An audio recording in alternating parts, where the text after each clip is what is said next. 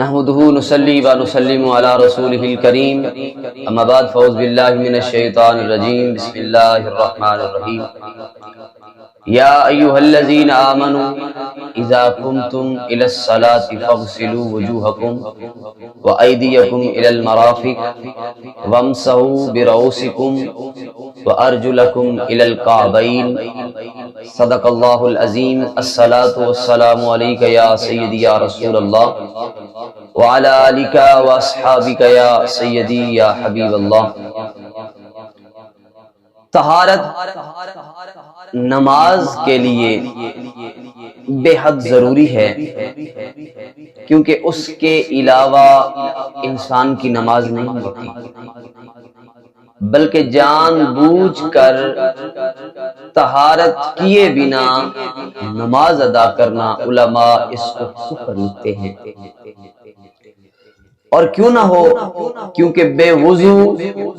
یا بے غسل اللہ کی عبادت کرنا یہ عبادت کی توہین ہے. اور نبی اکرم صلی اللہ علیہ وآلہ وسلم نے ارشاد فرمایا، جنت کی کنجی نماز ہے، جنت کی کنجی نماز ہے، اور نماز کی کنجی جو ہے وہ طہارت ہے. اور اس حدیث کو امام احمد نے حضرت جابر رضی اللہ تعالیٰ عنہ سے روایت کیا ہے کہ نبی کریم صلی اللہ علیہ وآلہ وسلم ایک روز نماز کے اندر صبح میں سورہ روم پڑھا رہے تھے اور آپ کو متشابہ لگا، اور نماز کے بعد کریم کائنات صلی اللہ علیہ وآلہ وسلم نے ارشاد فرمایا، کیا حال ہے ان لوگوں کا جو ہمارے ساتھ نماز تو پڑھتے ہیں لیکن اچھے طریقے سے طہارت نہیں کرتے، انہی کی وجہ سے امام کو قرات میں شبہ پڑتا ہے. اور اس حدیث کو نسائی نے شبیب بن ابی روح سے اور انہوں نے ایک صحابی سے روایت کیا ہے کہ جب بغیر کامل طہارت نماز پڑھنے کا یہ وبال ہے تو طہارت کے بنا نماز پڑھنے کا کیا وبال ہوگا. میرے عزیزوں، میرے دوستو، طہارت کی دو قسمیں ہیں، ایک ہے طہارت صغرا اور ایک ہے طہارت کبرا. طہارت صغرا جو ہے وہ ہے وضو، اور طہارت کبرا جو ہے وہ ہے غسل. آج جو چیز آپ احباب کے سامنے رکھنے لگا ہوں وہ وضو کے بارے میں آپ احباب کے سامنے بیان کرنا چاہتا ہوں کہ اللہ تبارک و تعالی نے قرآن کریم فرقان حمید میں ارشاد فرمایا، یا ایھا الذین آمنو، اے ایمان والو، اذا قمتم الی الصلاۃ، جب تم نماز کے لیے کھڑے ہونا چاہو تو کرنا کیا ہے، فاغسلوا وجوہکم، اپنے چہروں کو دھو لو، وَأَيْدِيَكُمْ إِلَى الْمَرَافِقِ، اور اپنے ہاتھوں کو کوہنیوں تک دھو، وَامْسَحُوا بِرُؤُوسِكُمْ، اور اپنے سروں کا مسح کرو، وَأَرْجُلَكُمْ إِلَى الْكَعْبَيْنِ، اور اپنے پاؤں کو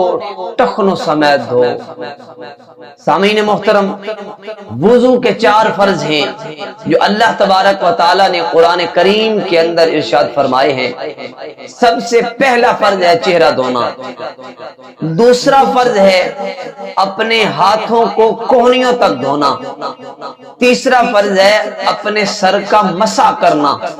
اور چوتھا فرض ہے گھٹنوں تک، ٹخنوں تک اپنے پاؤں کا دھونا. سامعین محترم، نبی کریم صلی اللہ علیہ وآلہ وسلم نے وضو کی عظمت کے متعلق کیا ارشاد فرمایا ہے کہ جب کوئی بندہ نماز کے لیے وضو کرتا ہے اور وضو کرنے کے لیے بڑھتا ہے، اب وضو کی فضیلت دیکھیں،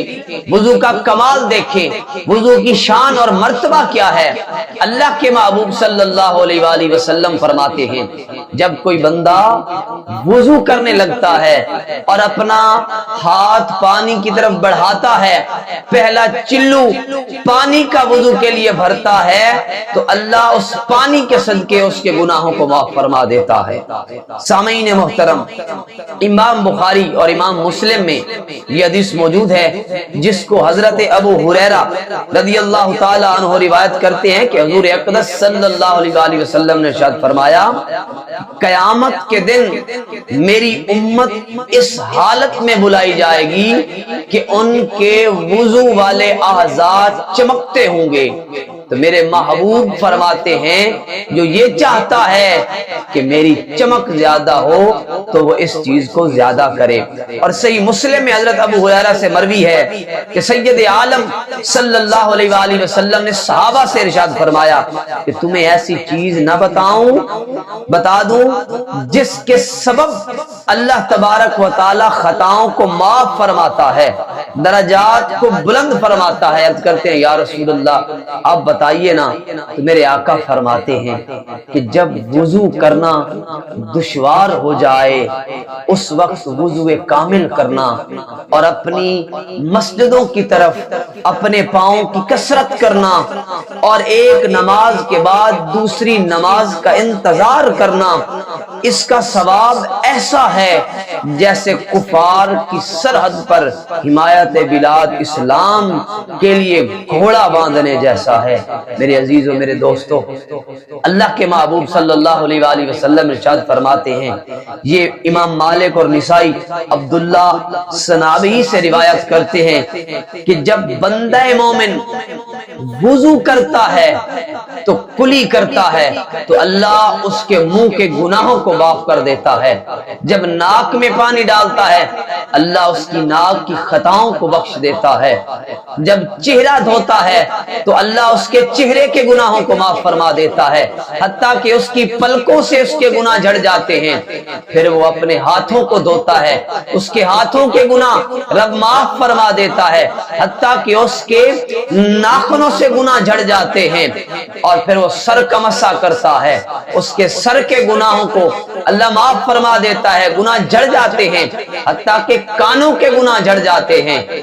اور جب وہ پاؤں دھوتا ہے تو اس کے پاؤں کے گناہ جھڑ جاتے ہیں، حتیٰ کہ اس کے ناخنوں کے گناہ جھڑ جاتے ہیں۔ اور پھر وہ مسجد کی طرف چل کے جانا اور نماز ادا کرنا، یہ مزید بڑا ہے، اللہ اس پہ دوہرا اجر و ثواب عطا فرماتا ہے۔ میرے عزیزوں، میرے دوستو، یہ چیزیں نہایت ہی ضروری ہیں۔ اللہ تبارک و تعالیٰ کی بارگاہ میں دعا ہے کہ اللہ تبارک و تعالیٰ عمل کرنے کی توفیق عطا فرمائے۔ وآخر دعوانا ان الحمدللہ رب العالمین۔